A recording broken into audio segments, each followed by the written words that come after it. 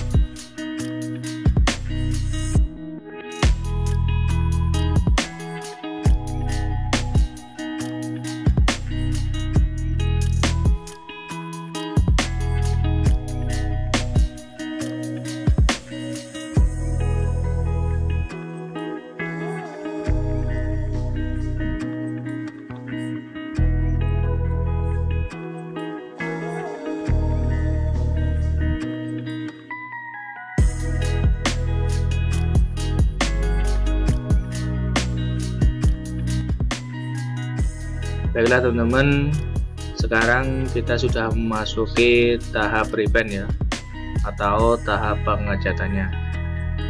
Dan untuk pengecatan mobil Traga ini selengkapnya kita lanjut pada video selanjutnya. Oke, sampai di sini dulu perjumpaan kita kali ini. Semoga video ini bisa bermanfaat dan membantu teman-teman, khususnya teman-teman yang mau atau lagi merestorasi mobil ya. Dan terima kasih buat teman-teman yang sudah menonton video ini sampai selesai. Semoga selalu diberi kesehatan dan dimudahkan segala rezekinya. Jumpa lagi di video-video saya selanjutnya.